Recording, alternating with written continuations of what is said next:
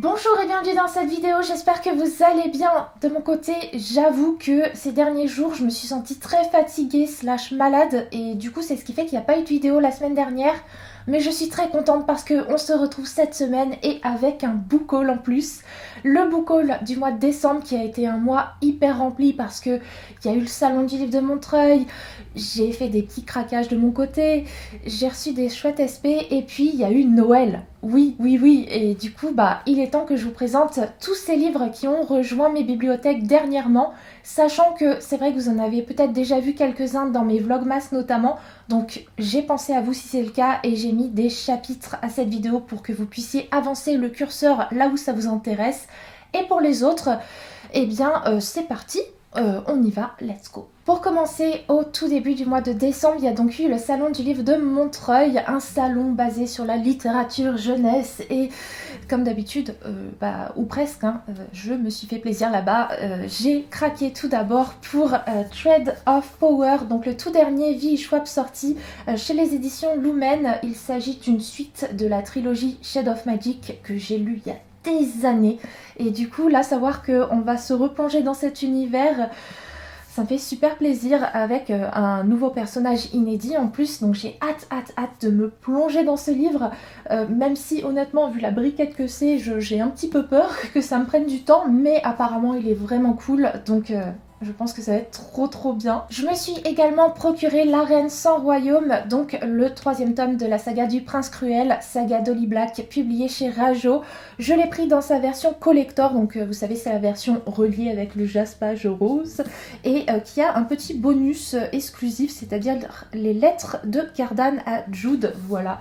Donc écoutez, je suis trop contente parce que j'ai hâte de continuer cette saga du Prince Cruel, et puis ce tome 3, il me le fallait, donc trop contente.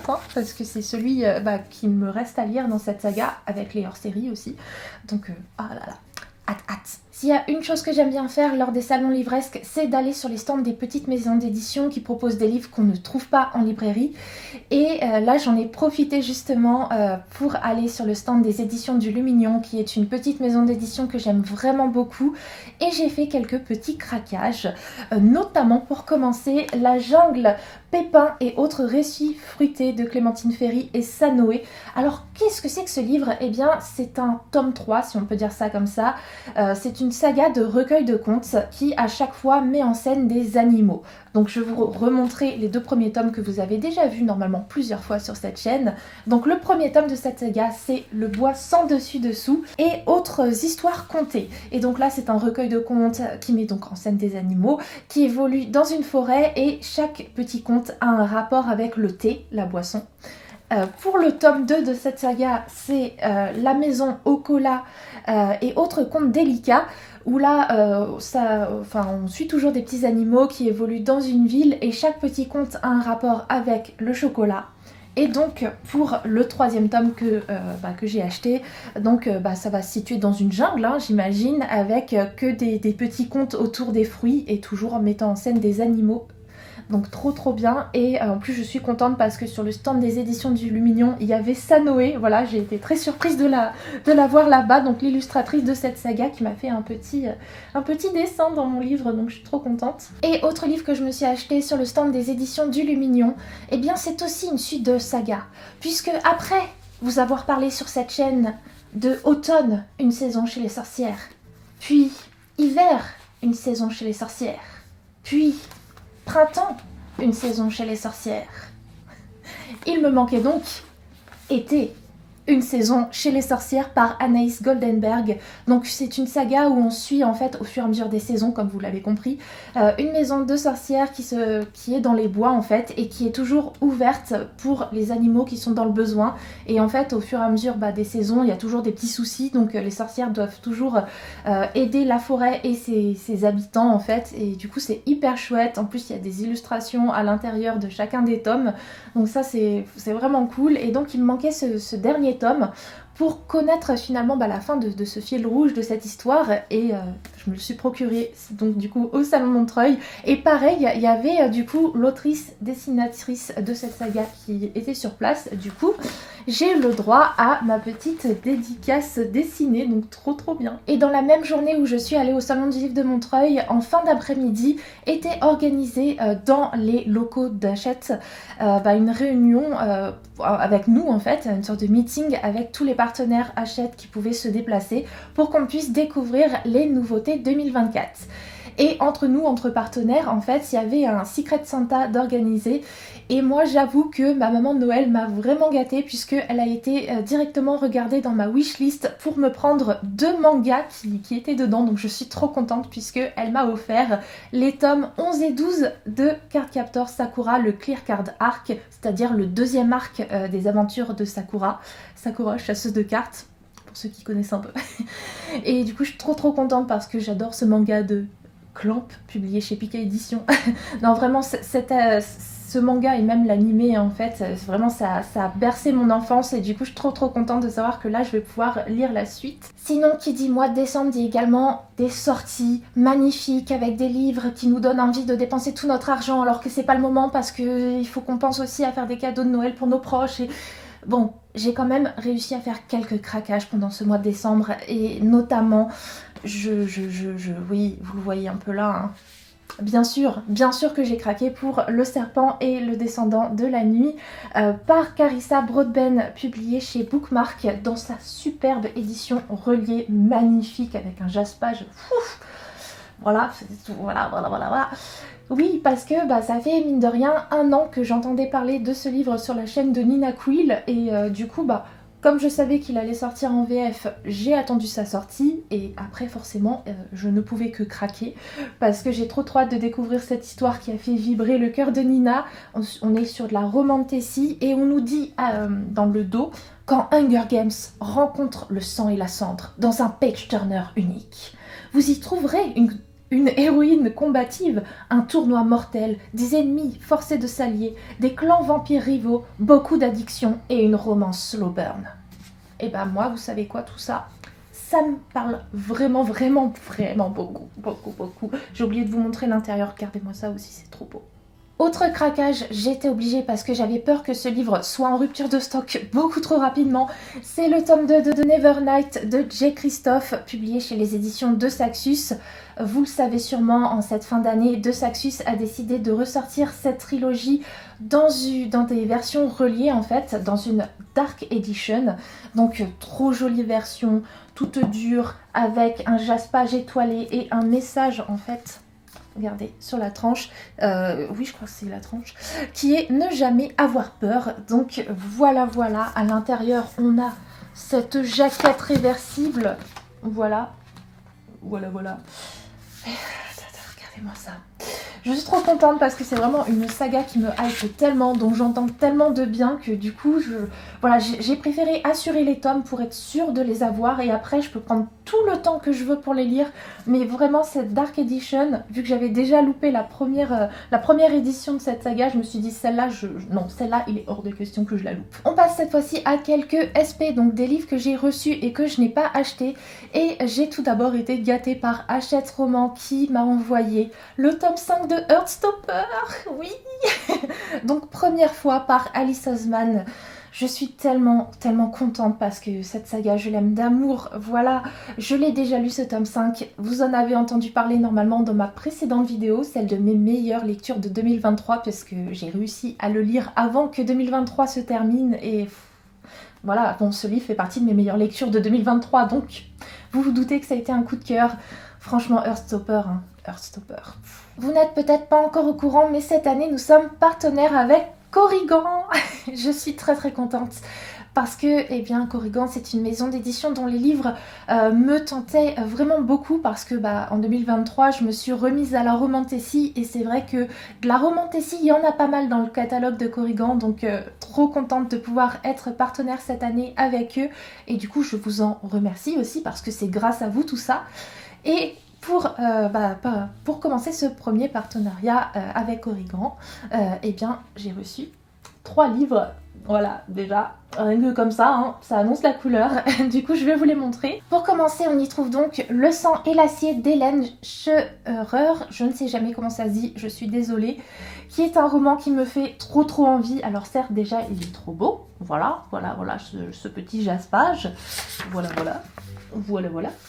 Mais en plus de ça, le résumé a l'air trop cool puisque on est avec une héroïne badass qui est bien décidée à devenir l'une des meilleures guerrières de son royaume et elle va réussir des épreuves en fait de sélection. Et donc à ce moment-là, eh bien, elle va tomber entre les mains d'un instructeur qui va devoir continuer de la former pour qu'elle devienne encore plus forte. Sauf que problème, c'est que ce monsieur, il est pas trop motivé à entraîner une femme. Mais bon, notre héroïne, comment elle s'appelle, Althea, bien, elle a pas envie de se laisser faire en fait. Elle, son rêve, c'est de devenir une super guerrière et elle va devoir faire ses preuves et en plus peut-être qu'elle va développer un certain pouvoir. Donc hâte de lire tout ça et hâte de la voir faire changer d'avis là, ce monsieur là qui sous-estime les femmes là. J'ai également reçu Les Garçons Perdus de C.M. Stern. Regardez-moi ça, encore magnifique avec ce jaspage là. Waouh. Et l'intérieur aussi est canon. Là, on est sur de la romance entre deux hommes, entre un vampire et un humain. Voilà, une romance qui se passe dans le Londres du début des années 1900 en fait. Un univers bien à lui, une écriture très particulière. On va en reparler très vite de ce livre parce que je l'ai lu, donc de toute façon, je vais pouvoir vous donner mon avis. Sachez juste qu'il est très dark.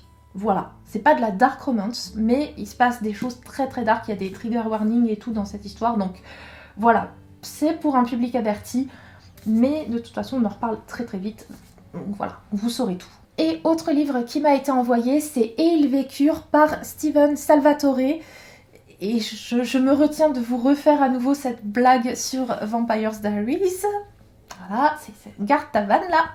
Voilà, qui est aussi une romance MM, mais d'un tout autre registre, parce que là, ça a l'air quand même très doudou. C'est entre deux jeunes hommes qui vont se découvrir en fait à l'université, et du coup une romance qui va se faire comme ça à ce moment-là de leur vie entre ces deux personnes qui sont assez différentes, mais finalement qui vont se retrouver, et en fait ça a l'air hyper doux.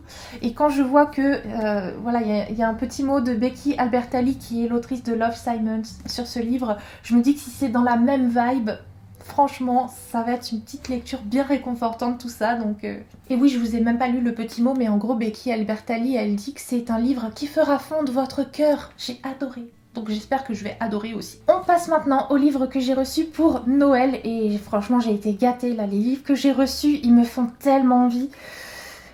Alors, tout d'abord, j'ai reçu La couronne d'os doré de Jennifer L. Armentrout, publiée chez De Saxus, donc dans la version reliée. Il s'agit donc du tome 3 du sang et la cendre, et dont j'ai lu donc le premier tome au mois de novembre. J'ai adoré, et du coup j'ai qu'une envie, c'est de continuer cette saga de Romantasy. Et je m'étais acheté le tome 2 quelques semaines auparavant, et du coup à Noël j'ai eu le tome 3, donc je vais pouvoir enchaîner. Ça va être trop bien, je suis ravie. Ah là, ça va être trop bien de retrouver cet univers là. Donc je vous montre un petit peu l'intérieur aussi. Ouais, trop hâte de retrouver le sang et la cendre parce que c'est une de mes meilleures lectures 2023. Et oh, c'est beau ça, j'avais pas vu. Et franchement, il me tarde de découvrir ce qui se passe dans la suite. J'ai également reçu le tome 3 de la saga Nevernight de J. Christophe, publié chez les éditions de Saxus dans la fameuse Dark Edition. Donc voilà, comme ça je les ai tous, et je vais pouvoir me les faire quand j'aurai envie, voilà. Mais trop contente, donc on est toujours sur cette édition avec le jaspage étoilé et le message qui est cette fois-ci ne jamais oublier. Voilà pour ce tome 3, et toujours la jaquette réversible, et puis l'intérieur. Trop hâte. Surtout que j'aime bien les livres comme ça avec des héroïnes qui sont badass, donc voilà, vu que ça promet apparemment cette saga. Vous connaissez mon amour pour les livres d'Alice Oseman qui devient de plus en plus une de mes autrices préférées, mais je pense que c'est même pas qu'elle le devient, c'est qu'elle est une de mes autrices préférées.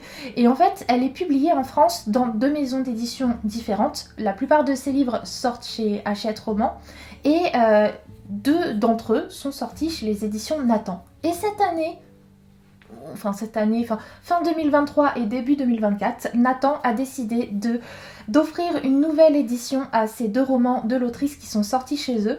Et du coup, le Père Noël m'a gâté avec ces livres-là.